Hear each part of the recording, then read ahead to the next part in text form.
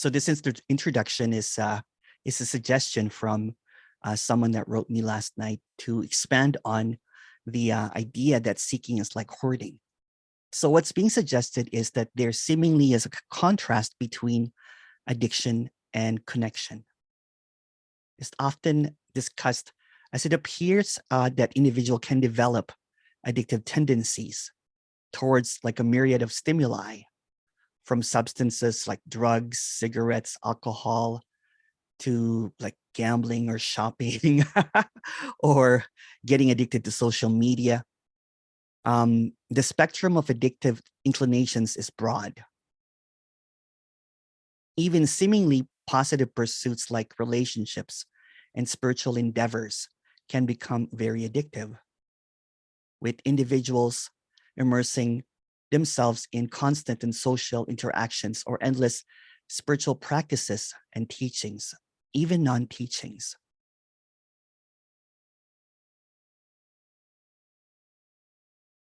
The apparent individual delves deeper into the pursuit of self-improvement or enlightenment, or the dropping away of the me. The addiction can shift, seemingly manifesting as an insatiable craving for a spiritual growth or a relentless quest for understanding the unknown. Ironically, the pursuit of freedom from addiction can itself become very addictive, as individuals obsessively consume content, attend meetings, or engage in practices in a perpetual quest for fulfillment. The apparent individual even becomes addicted to non-duality, addicted to mantras, purification, getting rid of our thoughts, self-inquiry, levels, aware of awareness. It can even become radically addicted to more sayings like there's nothing being everything. Addicted to the Zoom meetings. The Zoom meetings become practice. Addicted to these kind of events. Addicted to trying to figure out what a speaker or a teacher is saying. Addicted to the language of the message. Addicted to preserving the message. Addicted to what's being said over and over again. Listening to what is being communicated. Addicted to the carrot. Addicted to the no carrot carrot.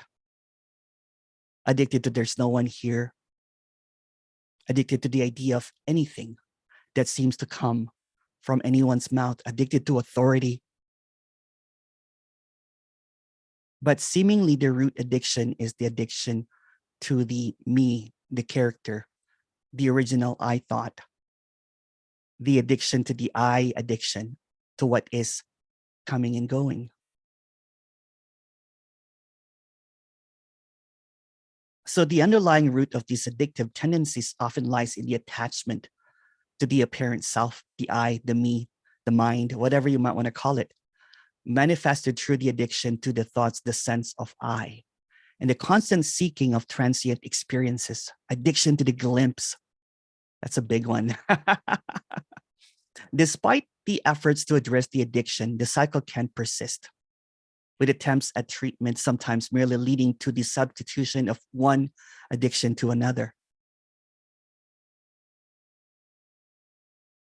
Addiction to the saying that it's hopeless, although it's hopeless, trying to satiate an addiction over and over again. So these talks are illuminating that addiction, not a cure, but a clarity of what seems to be happening. Unfortunately, in this context, to treat the addiction just morphs into another addiction. What is being expressed is the illumination that there was no disconnect ever. Again, the opposite of addiction is connection. There's never been a separation because there's never been an individual. And that in itself can also be an addiction of trying to figure out what's being said here.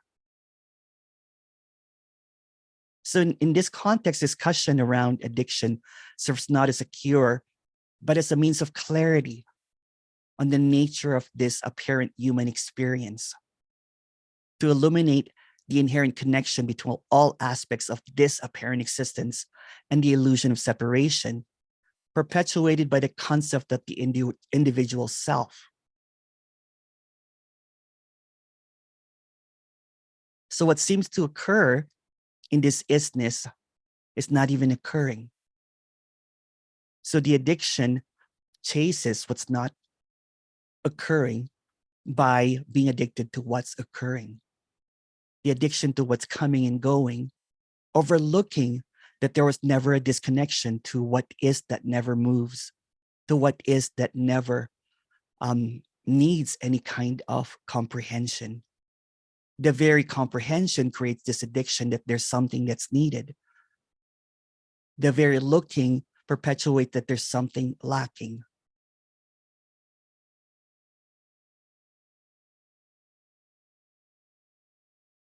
And it just goes in a cycle over and over again. And it jumps from one addiction to another, to another, to another. Akin to the hoarding of things, the hoarding of belief systems, the hoarding of ideas, ideologies, the hoarding of non-duality. In that essence, just becomes another cycle that repeats over and over and over again. Despite being expressed that there's nothing to get, that becomes the mantra. Despite the expression that it's already this. And it tries to get this over and over and over again. I've talked to several people about them watching videos of particular speakers 10 hours a day. And they do that sometimes for years, becomes a full-time engagement, a full-time addiction, a full-blown addiction, so to speak. And it becomes this repetitious idea, and it just goes over and over and over and over again. It creates highs and lows, and it creates easiness sometimes, but the seeming addiction is also in the release of any contraction, the release of any kind of tightness. Kind of like similarly with any addiction, like hoarding, they buy something and it releases this beautiful easiness or something, but it just keeps on piling up and it crashes down to a low. It's the same with substances, for example. One gets seemingly high on things and then there's a crash after. It's the same thing with glimpses sometimes, right? There's this, wow. And then it gets addicted again to the thoughts over and over and over again. The thoughts might come up of like, okay, I hope this is now permanent. Or I want to see the glimpse again. Or for people that have not glimpsed, it becomes the fear of missing out, and that becomes the addiction that I'm missing out on something. I'm missing out on something. There's got to be something that's being said that I'm not getting. Maybe there's this energetic transmission that happens in these meetings. If I watch it 10 hours a day, then hopefully I will get that glimpse. So this very meeting, just, full admission here, can become one of those things that seekers seem to try to get through, to try to understand, try to figure out what's being said here, even though it's repeated over and over again, that there's nothing to get because it's already the case in some poetic way of expressing it. There's a tendency here to change the words so that there's no addiction to words that repeats over and over again. There was a time that I was talking a lot about emptiness, and that became the word, the new drug, the new high. So when it's being expressed, it's not even any of the words become the very addiction. It becomes the very drug that everyone seeks to get a little bit of a relief. So in this wild, rad openness, where everything seems to come and go, when it's seen that what's coming and going is not connection, but a disconnect to what is. When what's being expressed here is not really the words, it's not really the meaning, It's not really the comprehension, but the connection that was never lost. The connection that always is. Although there's no two that's connected, we have to use language, apparently, to express that nothing has ever been disconnected. And the seeming coming and going of these words flying in and out, ideas, thoughts coming in and out, is just also what is. It's also not a disconnection. But seemingly what happens that there is a disconnect, that there's an individual that's trying to get this, there's an individual that's going to drop away, there's an individual that's going to wake up, is perpetuating that addiction that there was a separation in the first place. It's like that hoarder in a house that when everything seems to be crowding and they cannot move and breathe anymore, it is suffocating. It is quite depressing that even after 10 years or 20 years or 30 years of seeking, the words are beginning to crumble in. The ideas are beginning to disconnect more. Then all of a sudden, the apparent addicted individual cannot relate to their family anymore. They're focused on their seeking. Again, what's being expressed here is that there's nothing that's ever been disconnected. Nothing has ever been disconnected. It's always been this. One, what's being expressed is this, meaning that there's no two, there's no separation, there's no you and I. And seemingly all these words seem to be empty. And there seems to be a sobriety that keeps on happening, or there could be relapse sometimes. Sometimes when I do the one-on-one, there's a speechlessness that happens because they're looking for a high, but when it keeps on getting repeated over and over and over again, that the sobriety is that seeing that this is already the case. And the fantasy that the already the case is in the next is just another intoxication. So let this talk be like a rehab, a sobriety space where any kind of delusions or intoxication, any fantasy is just another high of trying to figure out something that has never been separate, that has never been disconnected. I think I read that book before, one that the addiction is the separate of connection. But the thing is, there's never been a disconnect because it's already the case. If you want to ask a question or chat about that, please go ahead. Thank you so much. And now for my green juice.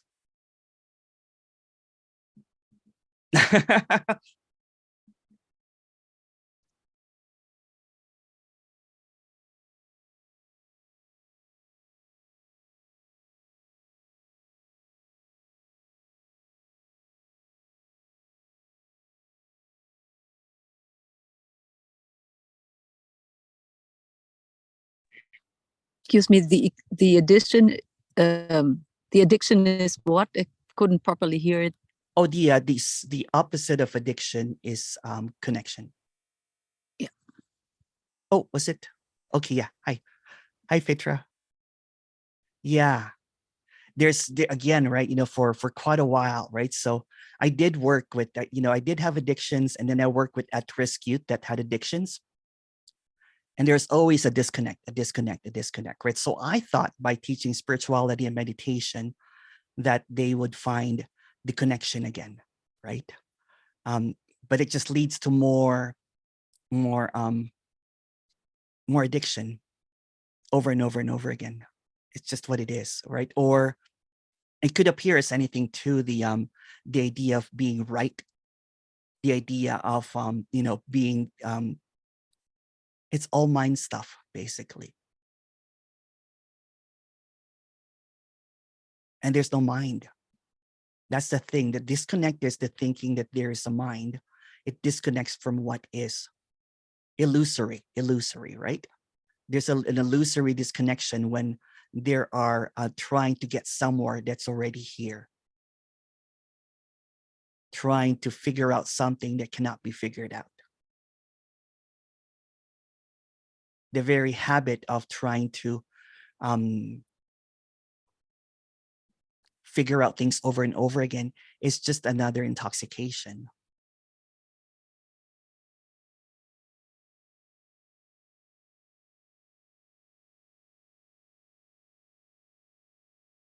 Oh, Corey made it.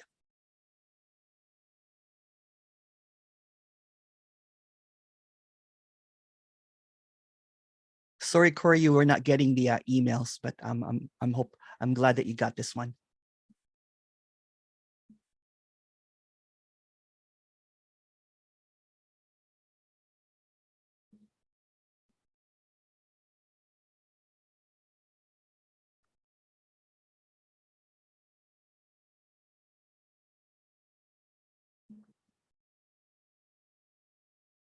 Hi, Emerson. Thank you so much for that talk that hit really, really deep here.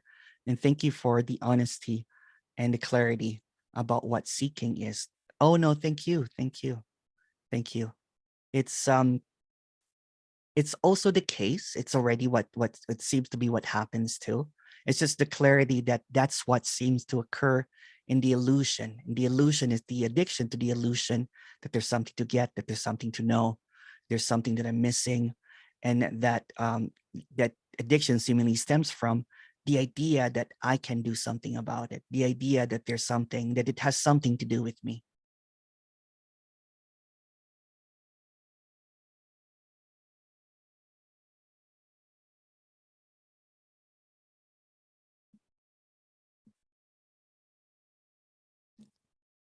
Thank you. I just felt a wild openness in my heart after that talk. Wow. Thank you. No, thank you. Thank you. The chat is open. Sorry. I keep on forgetting. Okay. Yeah, the chat is open now.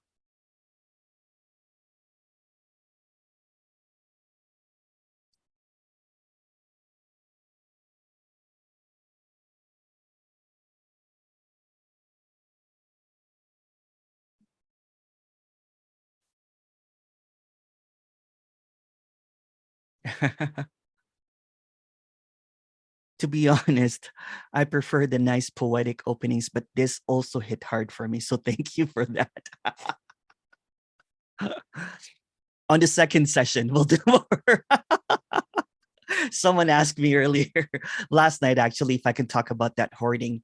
When I came home, my parents are not that bad, but they're a little bit of a hoarder too, right? So I had to empty a couple of rooms and get some stuff. And it's just what's happening as well. And it reminded me of the hoarding of ideas, the hoarding of teachings, the hoarding of the message, the hoarding of this over and over again. And it can become really suffocating because what you think will release you actually keeps on piling up. The very thinking that there is a freedom in this meetings becomes just another practice over and over again.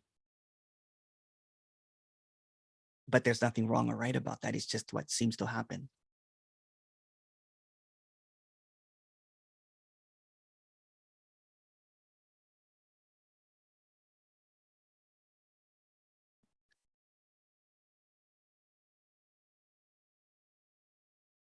Can you talk about your addictions? The character had a lot of addictions in knowledge, in in in books, in feeling good about what's being read, and a lot of things like cinnamon rolls. There's still addiction to cinnamon rolls. If I walk by a cinnamon roll place and just a little sniff of that cinnamon roll, I backtrack, I'm saying, and I buy like a box of them.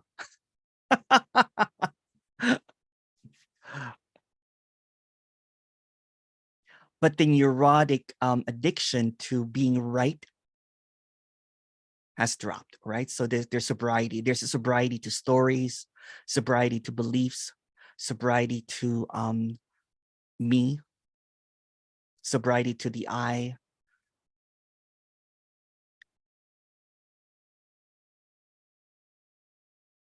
sobriety to always being right.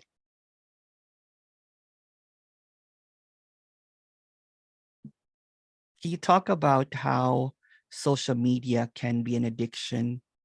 Yeah. You know, it's funny, right? There was a time that I would post, and again, there's nothing wrong or right about it, right? It's just what is. It's just an illumination that seems to create this, you know, relentless um storytelling about the character. Like for example, I would be posting on Instagram before, and I would have like 10, 20 posts on a daily basis. And then my life seemed to be on, you know, and there was, you know, addiction to the likes and all that kind of stuff. And it's just what it is. Or even right now, right? Like, you know, I see my little nieces and nephew, they have TikTok, and TikTok, they spend hours and hours looking for others, you know, seeming story reels and everything. And they also create their story reels. An addiction to Instagram fame, like, you know, being an influencer and everything, or watching others influence and everything. It's just what is. Yeah.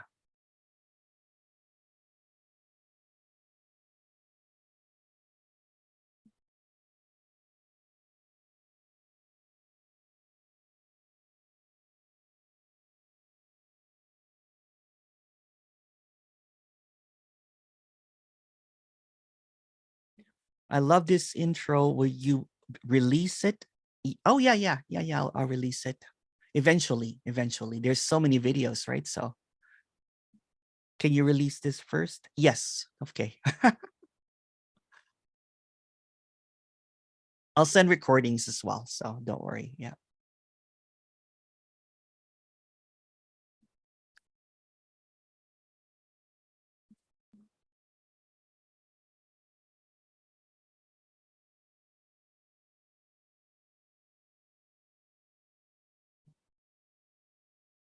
So what you're basically saying is that the cure for addiction is in the connection. Um, I'm not trying to cure anything or trying to fix anything here. It's just an illumination that there's never been a disconnection. There's never been a separation. There's never been a an individual, really. And so the seeming addiction is in the idea that there is something missing, the idea that there's something lacking, that idea that there's something next, the concept of separation, the concept of time. You know, there's just so many multi layers of seeming veils of separation, but the veils are what's intoxicating. The intoxication that there's something that will drop, the intoxication that there is a next, the intoxication that this will happen to me, and the intoxication that one day I'll be enlightened or awake or know me or whatever seems to be the case. So it overlooks the sobriety of isness, the clarity that this is it.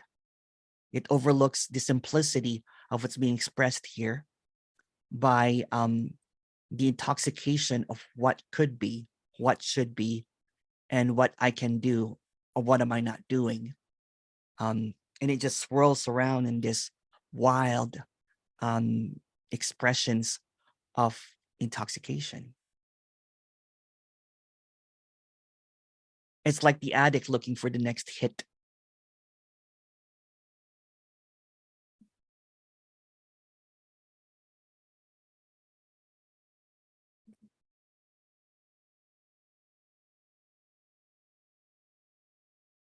Hi, Emerson. Thank you. The concept of being naive, it's like there is a fear of being naive. I don't really know where it comes from. Yeah, I get that. You know what? It's because I was such a hoarder, an intellectual hoarder, addicted to knowledge and concepts, right? That I'm really naive, that I really don't know anything. Let's even change that word into innocence. It's already innocence. So when it sees through that it's just innocence, even the trying to be intellectual, trying to know something, trying to be right, trying to be on the right side of history, so to speak, or righteousness and everything like that. It's just naivety. Because what seems to appear is there's these positions, and when one takes a position, it becomes an expert at that position. And it becomes an all-knowing, like if you ever catch yourself getting addicted to kind of like a storyline and everything, right? You research everything about that storyline. I don't know if you've gone through that, right? And you go into a rabbit hole of ideas, and then all of a sudden, I am right and someone's wrong.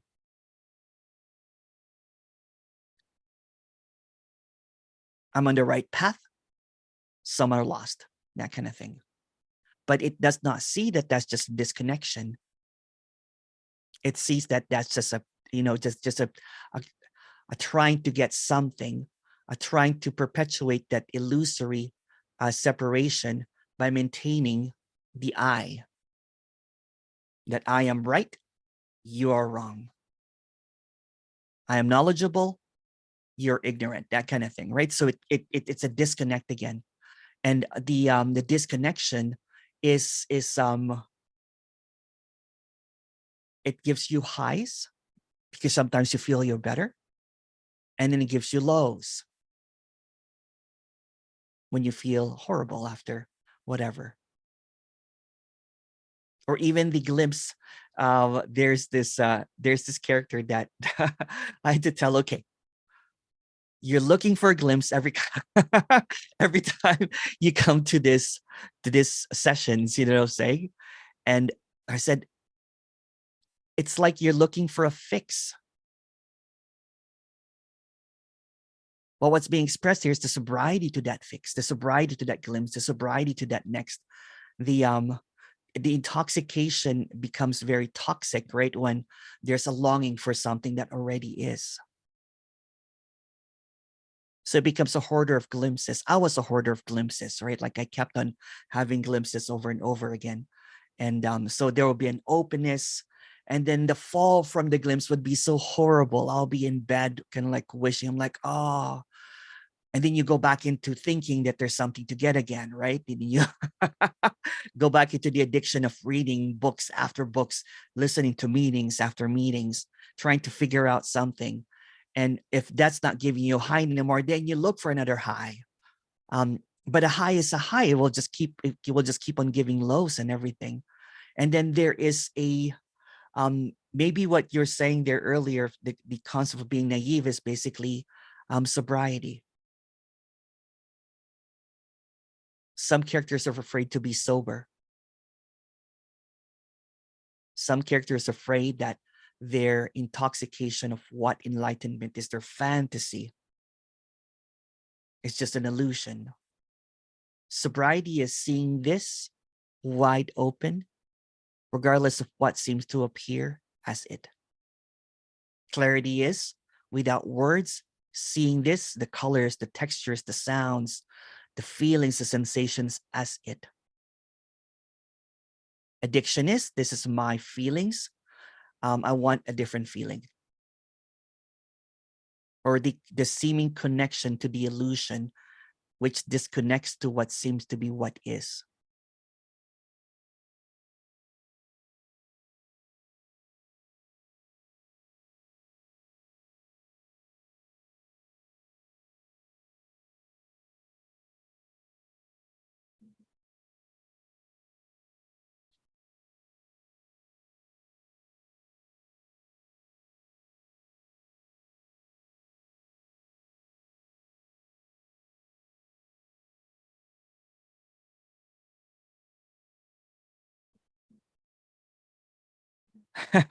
Damn it, Emerson, you pointed it out so clearly. I just switched my addiction to you. Yes. Isn't that wild?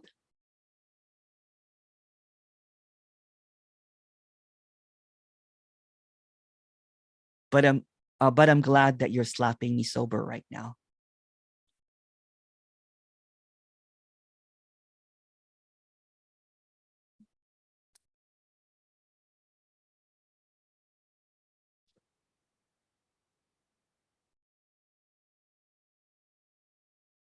So there seems to be just a consuming, right? In a seeming addiction, consuming content, consuming ideas, consuming intellect, consuming things. And the consuming creates this seeming separation. And all of a sudden it's trapped in this idea of what should be happening, or goes into a bypassing of what should not be happening.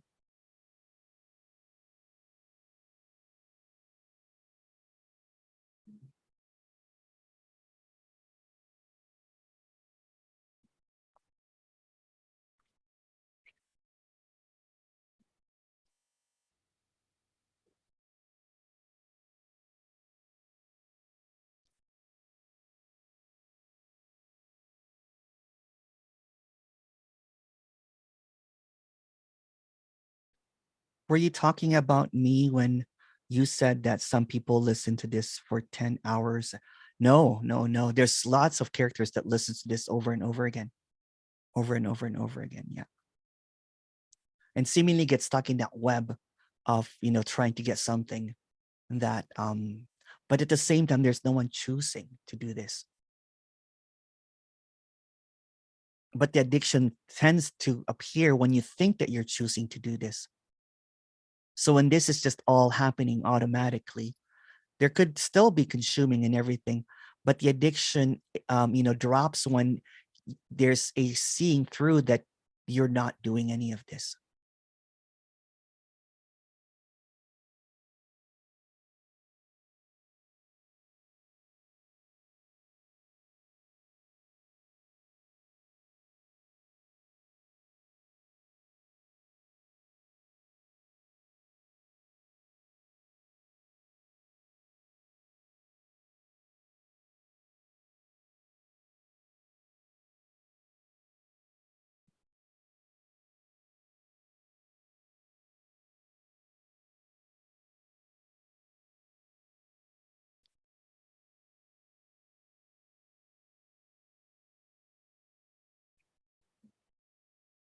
Someone goes, it's kind of programming in a way. It's like a programming, right? It's kind of like a repetitious cycle that comes over and over and over again. If it's seen through like that, the illusion of separation is a loop of opposites, right? This or that, right or wrong, me, no me, contraction, openness, over and over again. But there's no one behind it. There's no you behind all of these seeming contradictions.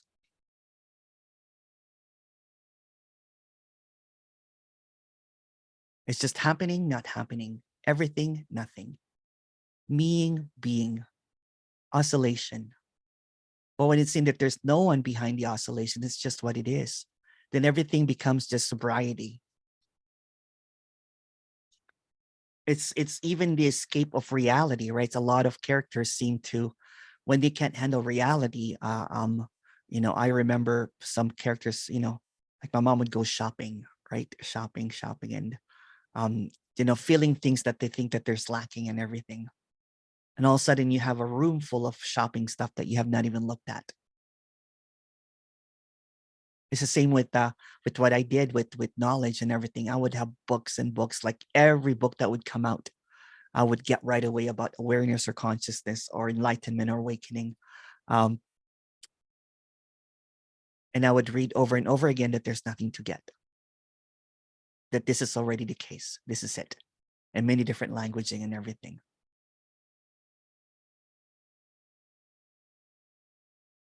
But some of them contradictory because language is contradictory. Again, getting caught up in language is just another addiction. Or words that seem to appear that come and go.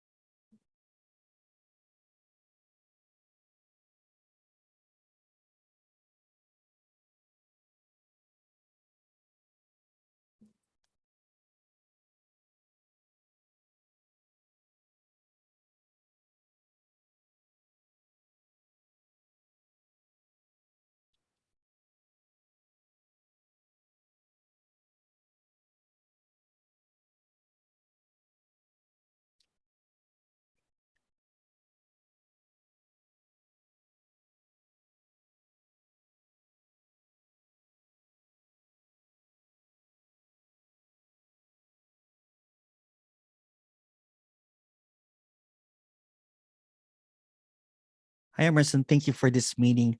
I just have a feeling of a weight lifted off my shoulder. Thank you for this clarity, and do talk a lot more about this because it seemingly helps people, although there's no one to help. But it reminds me of the clarity that I had when I was a little child. Yeah. Thank you for that comment.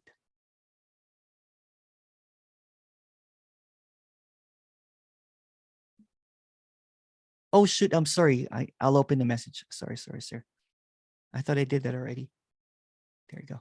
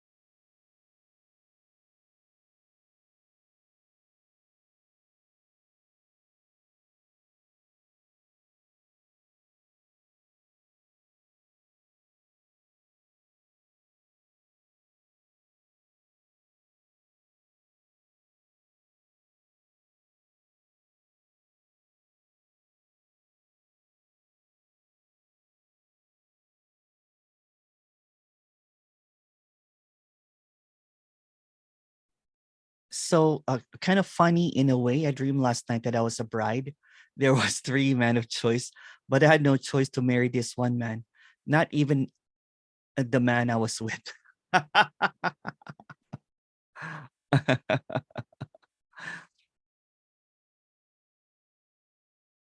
Anxiety and worry are such an addiction. Yeah. The neurosis, right? The neurosis is just, yeah, I used to be anxious. I used to have so much anxiety that I would have panic attacks, right? And um but funny enough, right? I don't know if anyone had panic attacks here. After the panic attack is one of the best release. It's like a glimpse because there's so much tightness and all of a sudden you're kind of like panic, you can't breathe and everything. But yeah.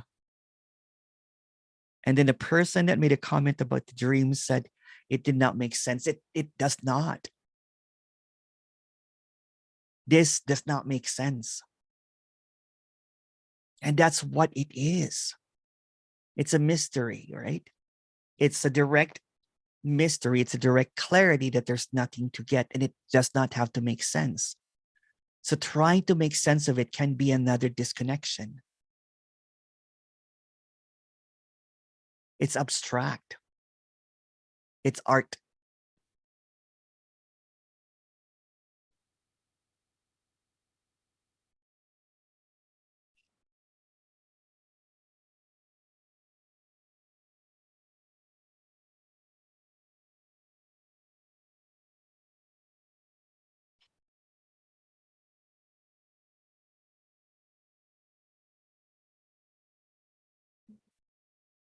You exhausted my questions yesterday, so I have nothing really much to ask.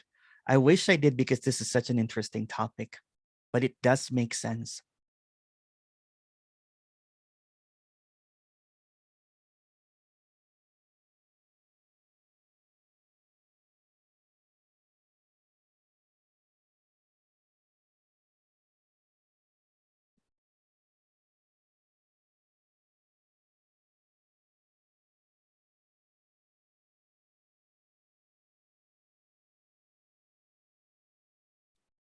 Did you work with people with addictions when you're a spiritual teacher? Yes, I did. I did actually. I served the at-risk youth, so they had a lot of addictions. I worked at an area where the area was full of people with addictions. Heroin, fentanyl, a lot of homelessness. I worked at a women's shelter. I taught meditation there regularly, and so yeah, in the women's shelter, there's a lot of women that are abused and women that have addictions and that kind of stuff. Yeah, so there is a big exposure, maybe for about 10 years, for with addictions. And during that time, there was sobriety with substances and alcohol and all that kind of stuff like that.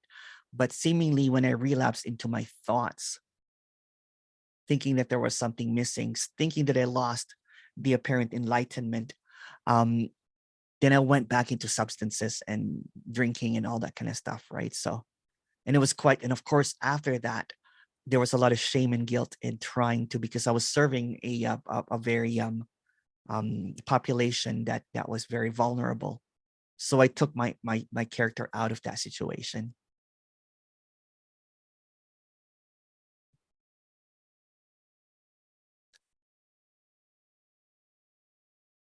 The reason that I asked that question is, do you see the similarity in seekers? Yes, definitely, definitely, yeah. The similarity is that there is, you know what, it seems like, you know what I'm saying, because the addiction to self-improvement, right, seems like it's a positive thing. It seems like that the discussions around, you know, like, um practices and everything, because there's a quest for fulfillment.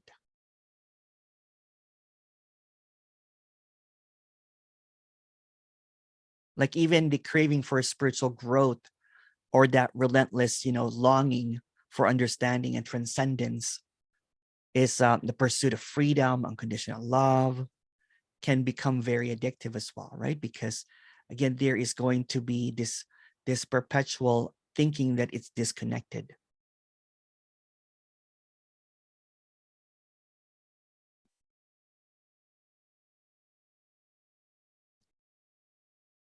And there's nothing wrong or right about that, right? It's just what is. It's just really pointing out the clarity in that too can appear as um, a um, a booby trap for suffering, like the seeking for, you know, the dropping away, um, realization of the true self, true nature, looking to drop the thoughts, all that kind of stuff, right? Because it just goes into cyclical pattern of the next, while disconnecting from what seems to be never been disconnected. So in the absence of all of that intoxication, all of that longing and everything, in the directness of this all, there's just these words that come in and out, breathing happening, colors appearing, sensations, wowness, sometimes boringness. It's just what is, but there's no one behind it, really.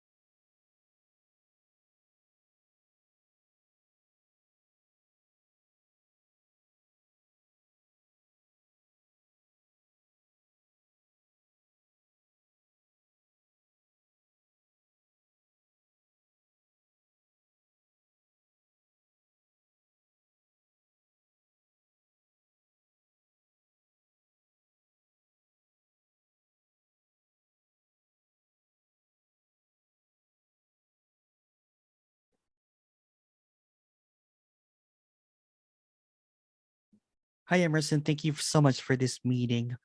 Um, I had clarity or sobriety of thoughts about 10 years ago. There was an easiness, there was a feeling of freedom. And then somehow I relapsed into thinking that there's a me that I have to get rid of. How do you get how do you get rid of that? See, that's what instigates this seeming idea that there's something to get, right? Because it relapses into thinking of the next, of you know, when will I get that back? Um, so all of that, seemingly everything that's been said there, is really nothing. It's the seeming thoughts that comes up at this very moment to obscure that it is already the case, to hide that what is being longed for is already it, no matter what it is, right? So the sobriety is that seeing through that words, illuminating that there is nothing needed because it's already the case. But the cravings and the longing for something in the next overlooks this infinite nowness, although there's no now. So the intoxication is in the next. It's not in the apparent present moment. The present moment without any concepts, without any words, without any ideas, without anything at all, without a second, without a two, without one behind it, is sobriety. It's clarity.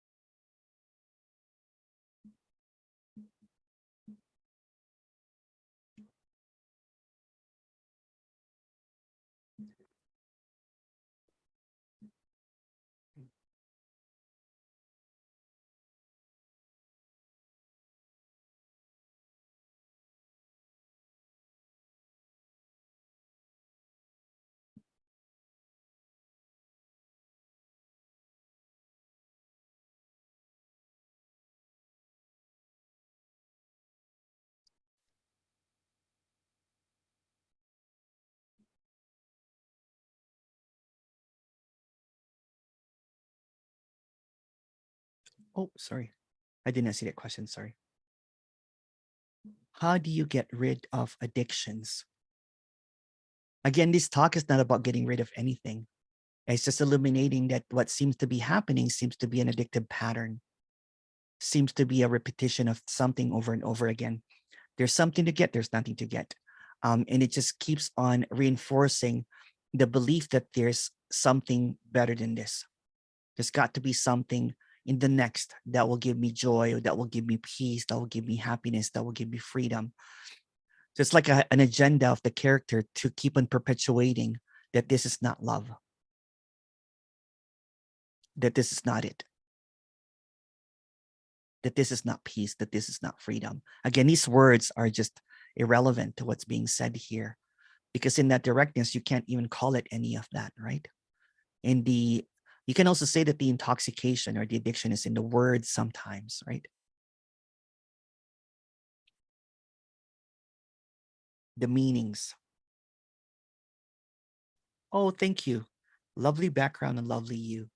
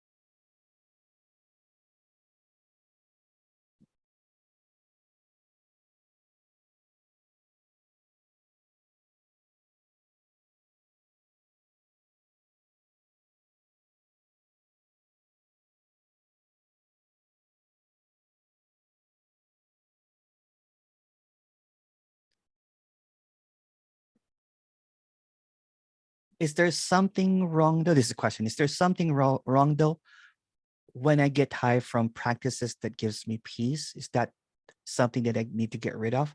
No, there's nothing wrong or right. There's nothing wrong or right, right? So the addiction is that there's something wrong and there's something right.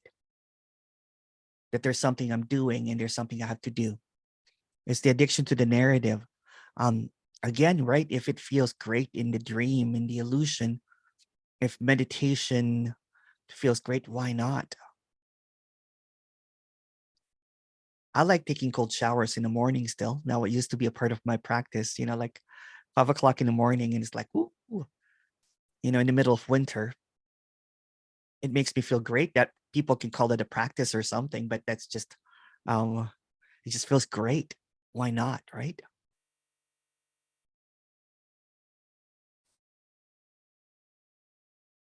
I like eating cinnamon rolls. I also like drinking these green juices now. It's great. I go for a run. It gives me lots of energy. Yeah, it's just what is. But when you think it has something to do with you, you know what I'm saying? Then that's the addiction, is the you, the character, the individual, the disconnect, that this is about you. It has nothing to do with you. It's just like appearing as coming in and out, like the wind, like the thoughts, like the clouds that rolls by. It's just coming and going, coming and going. But when there's an addiction to what's coming and what's going, then that's the neurosis tendency of seeking, right? But it's also just what is.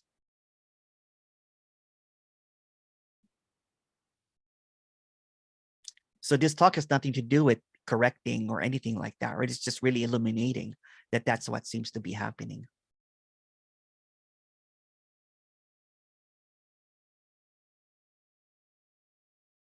And that's just a suggestion, of course.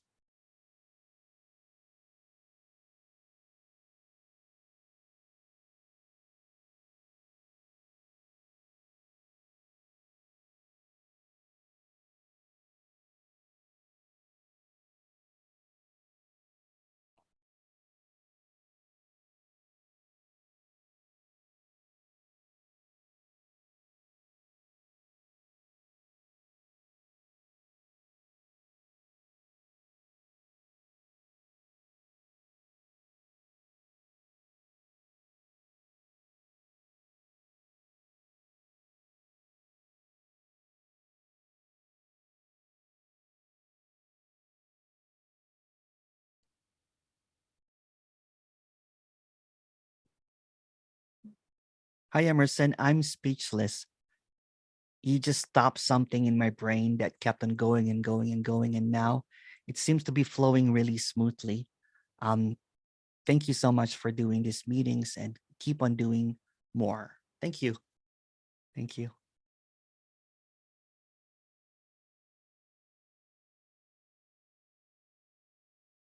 That's good to hear. Yeah. Sometimes it can be the opposite too, right? Kind of like what's being said here, trying to figure out. But when it seems that the words that are coming out are just really empty, and it's not really addressing anyone. It's not really pinpointing anyone.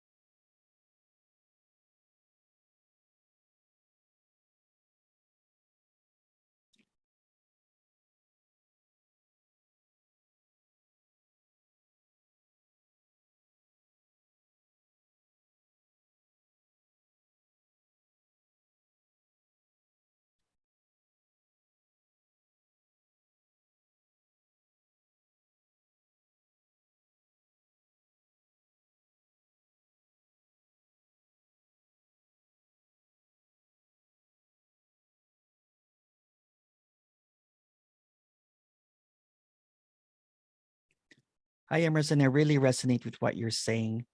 It seems like attending these meetings and longing for the me to drop was my way of my addiction to wanting approval and validation. Yeah, yes. Seemingly, that's what seems to appear in some characters, right? That the apparent longing for self-improvement or no self-improvement or the dropping away of the me is just a seeming addiction for validation or approval. That maybe when I drop the me, maybe when there's no more, that there's going to be a seeming approval. But that's just another story. Yeah. But thank you for sharing that. Yeah.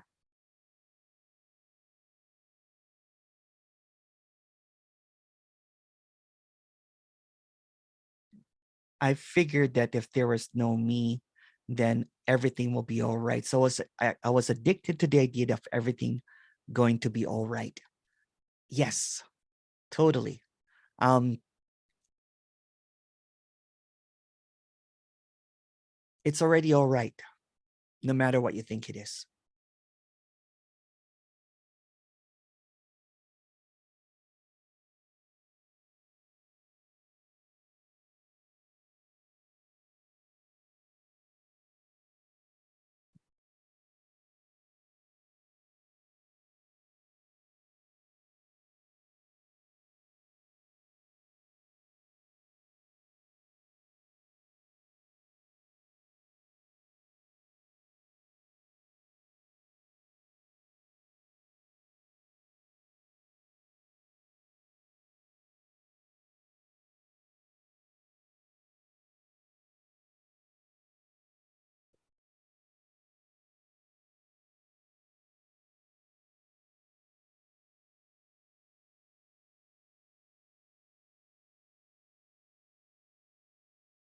Apparent world events seem to divide in two groups: the ones that are for the ones that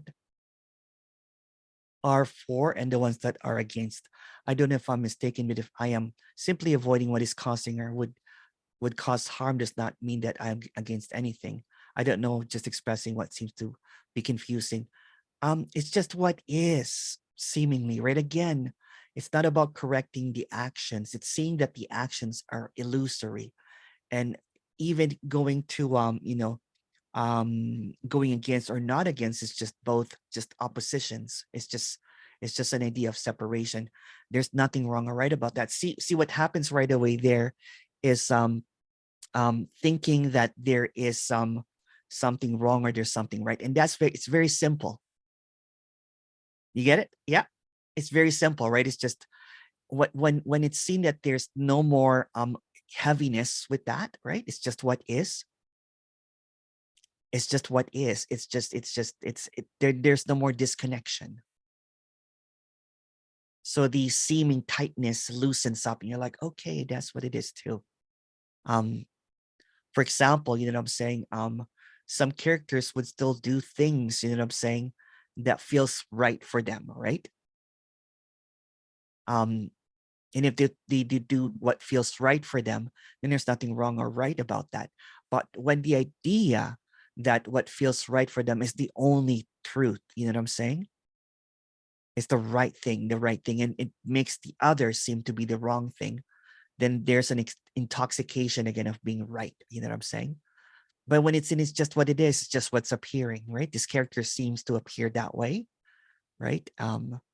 Again, wronging the character or others is just another play.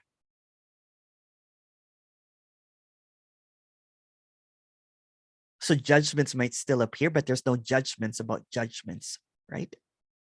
It's okay. It's no matter what it is, it's it.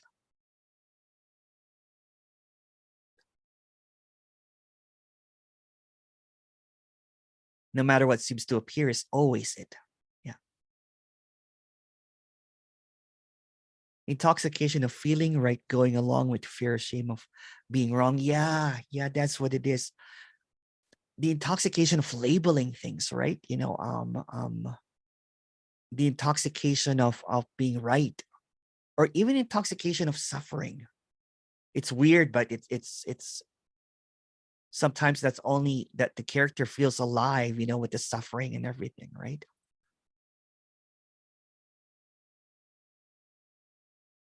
Intoxication of the drama, right? It's just seemingly what seems to come and go over and over again, right? So identifying with that is the addiction.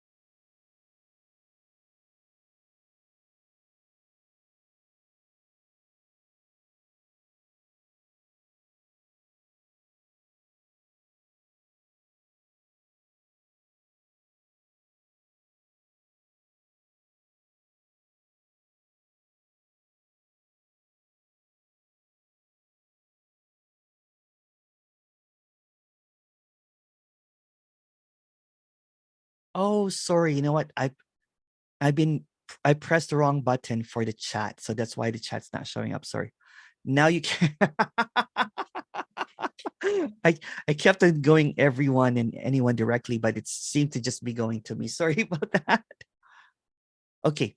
Lately, it seems that there's a natural self-inquiry that happens often during this day and even in my dreams.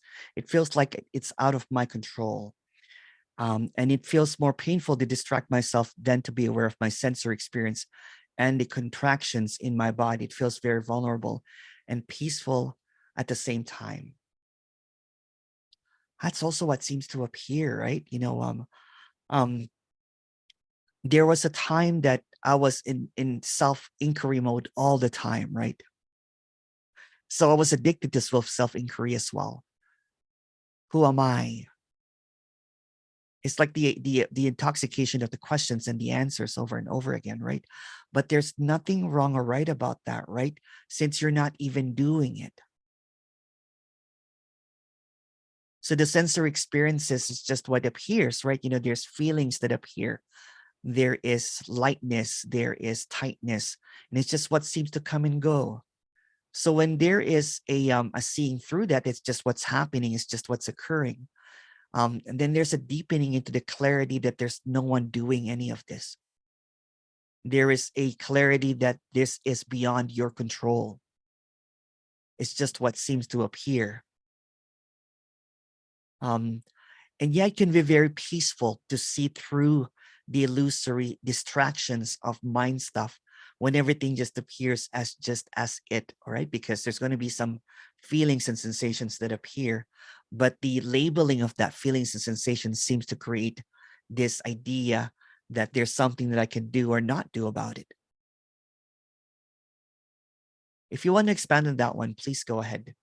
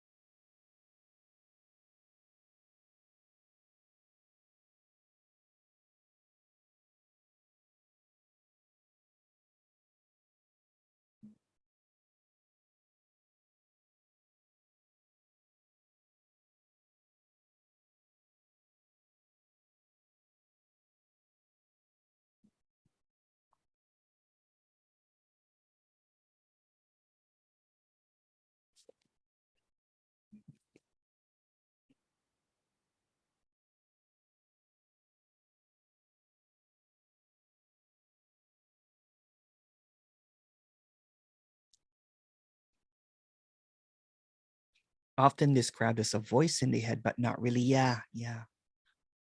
It's just illusory, right? And again, it's the addiction to the illusion. So the illusion of separation is quite addictive. The illusion that there's someone separate, there's someone right or wrong, the illusion that there's something missing.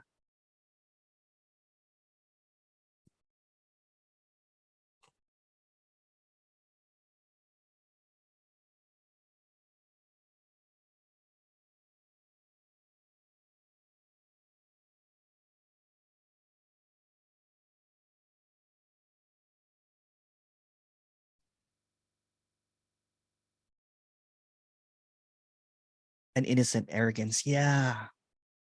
Yeah, that's it. Yeah. There was such an arrogance before, thinking that I could just change the world.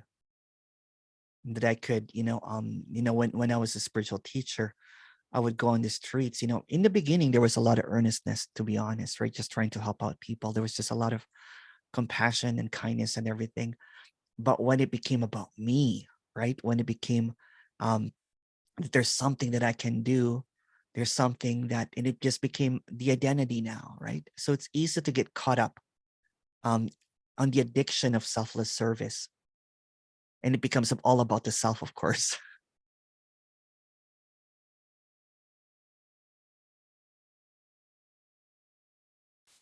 But it was in its innocent arrogance, as you said it, Josie. Yeah.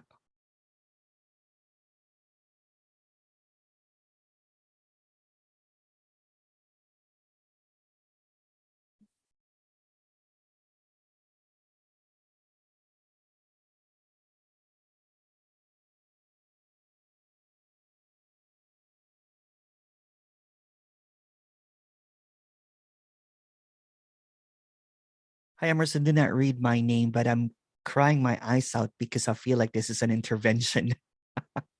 Oh, oh no. This is not to call you out or anyone out, right? It's just an illumination that what seems to be long for, what seems to be like seeking, even though it's futile because there's nothing to seek, becomes the addiction. And there's nothing wrong or right about listening to this meetings again, right? But just see clearly, not you, but the clarity is that it can become quite an addiction. It can quite become the very obstacle to what's being longed for.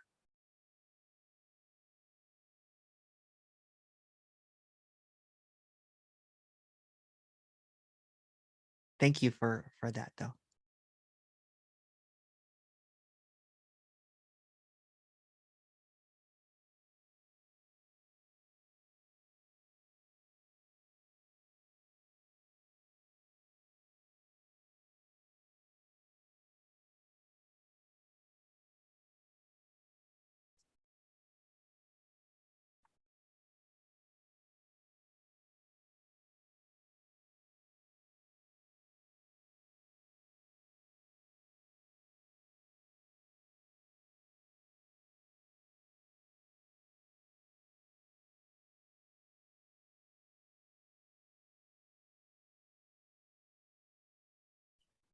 Hi. Oh, hi, It's a Petra. bit like um, like an in loveness without an object, but it's not static, so it comes and goes, and sometimes I lost it. But whenever, even when you were in love with a person, you can make the butterflies. Maybe you try. Oh, this was so beautiful. Let's do it again. It doesn't work. No. You can make it. So no. as soon as the me grabs it, it's over. Exactly. It can't grab it. Actually, it's just it's love. awesome. Love seemingly blossoms out of nowhere, right? But when you try to cut it and put it in a vase, then it's something different. Then it withers. Yeah. Then it dies, right? But love is everywhere, right? Love is everything, but not your idea of love. That's the thing. The moment the idea of love comes in, it's romance is over. Honeymoon period is gone.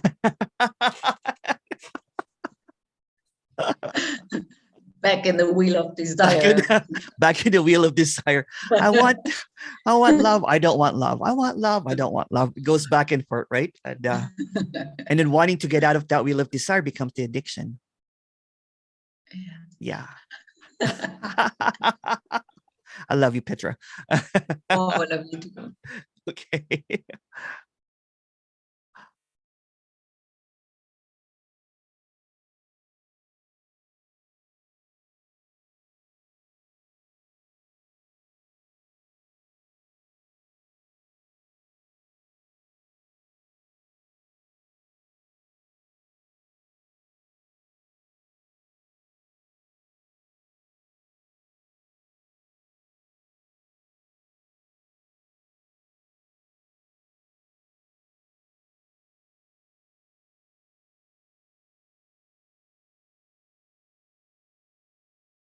Still speechless.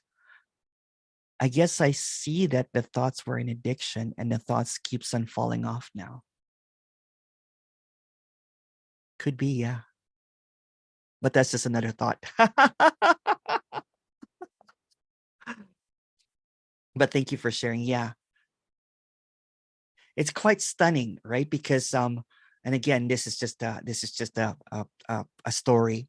When there was a scene of this over and over again, all I kept on seeing was like, I can't even say it. It's just this seeming ideas that seem to fall over and over again, right? Because there is especially, it's like having a house with a lot of hoarding, and then it was empty.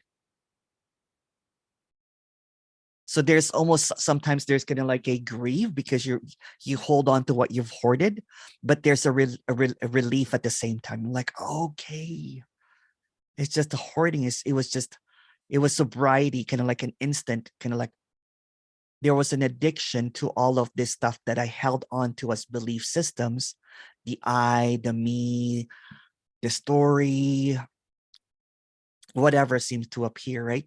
And it felt really, really empty. There was just this emptiness that doesn't have any boundaries. And the hoarding was so constipating, right? I had my ideas of love. I had so many ideas that I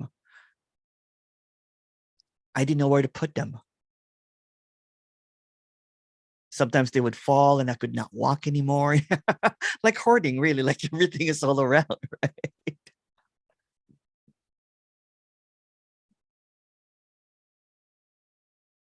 So when there was the clarity, I remember throwing away the books because I hoarded a lot of books too, like nonstop books. Like even when I went on an exile, I kept the books. More than the clothes, more than anything, the books. There's nothing wrong or right about that, but it was I thought that the truth was hidden in the books and I just have to find it.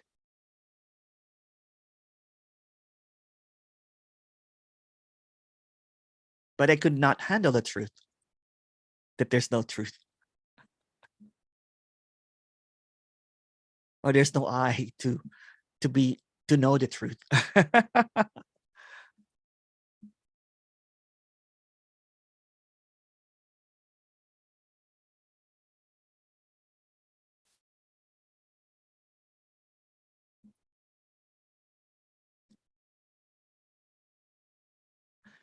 Do you share your family non-duality? Not really. My sister, who's a nurse, found my videos, and she watches the one-on-one, and she had some clarity to it. She's like, it's so easy. She's like telling the person on the one, come on, it's so easy, it's so simple, right? So there's some brightness in her eyes lately, you know what I'm saying? But I did not talk. But my dad and my mom, because they're hardcore Catholics, their belief system. So one time I was walking by, and I heard Tony Parsons' voice and then my voice. And then my dad was watching the video of my conversation.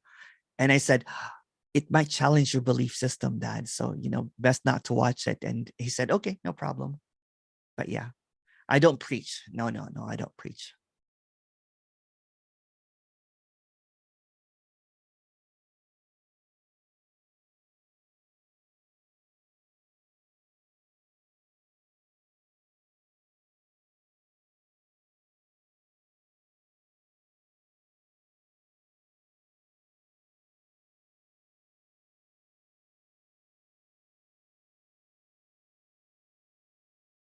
But the ones that actually watch it more are my nephews and nieces. They're so happy that I'm on TikTok now.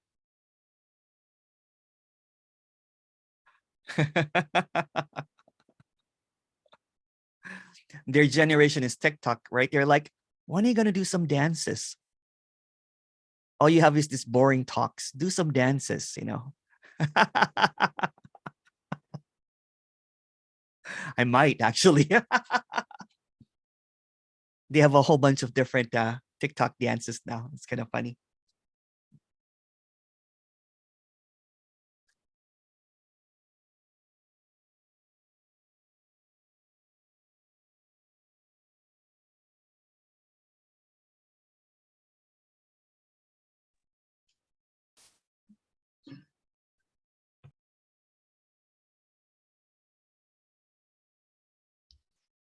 I mean, you infiltrated them from very early age. I remember one nephew who was always sitting with you in the talks. I mean, what to do? Yeah, Grown up in this energy. he has a tantrum sometimes, right? And he tells his dad, tantrum happens. It's okay. It's okay. Tantrum happens, you know. And my other nephew, he's 16, right? So there is you know, so they watch it, you know, and they're curious about it, right? So they're in this era of TikToks, right? So um so they watch the TikTok and the YouTube.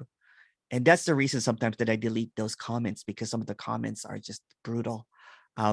Especially from people that are more religious or spiritual, right? You know, it's like these big comments about, you know, that I'm going to hell or something. Yeah, maybe a combination of DJing and the message, like this Jeremy Chilwell did. So I think they would like it. Yeah, but for some odd reason, like I was so attached to social media, but I'm not anymore, right? Because my life used to revolve around social media, and now there's almost kind of like Cecilia helps me with the TikTok, so I don't even make the TikTok videos, right? So before, like my everyday life would be on display on social media, or I would be commenting on everybody's post about, you know, non-duality or awareness or whatever, right? So yeah, so now it's like my niece has more followers than me because she's active on TikTok, and uh, she shares some of my videos sometimes, right? So but yeah, so it's fun. But they wish that I would do more dances. They're like, you'll get more subscribers, you know, Papa. They call me Papa, right? If you dance. And I'm like, I'm not really worried about subscribers. They're like, why not? I enjoy what I do, right? You know, but it's not for subscribers, right? So, but yeah.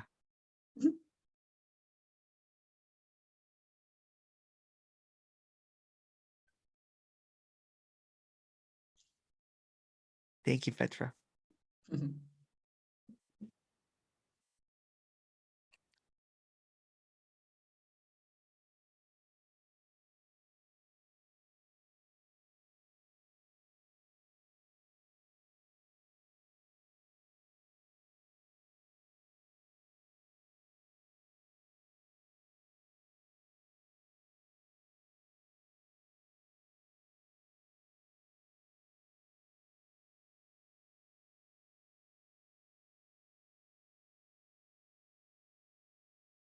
Could imagine you break dancing and saying there's no one doing it.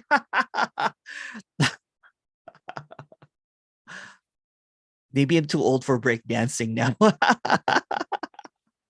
can still do a handstand. But but spinning on your head, I don't know.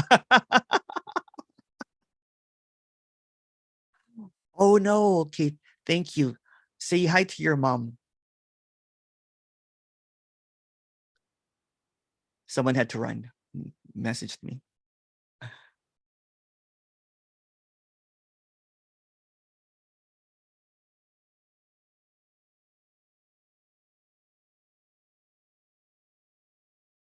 Someone said, or breakdance while talking about non-duality. I don't know how that's possible. But I did a couple of dances with my nieces though, right? Because they're completely surprised that I can follow dance moves. So they're like they grab me sometimes. I don't have anything recorded, but maybe I'll do one day with them. I'll invite them to do some TikTok dances.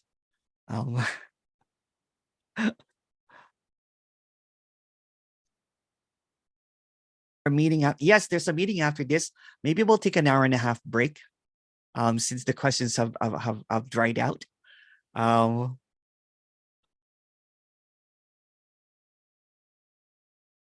So thank you so much, everyone. We'll be back in about an hour and a half. Love you very much. Mwah. I'm gonna eat something. Very much. Oh, Thank you. Thank you, everyone. It's good to see you, Corey. I was worried that you did not see my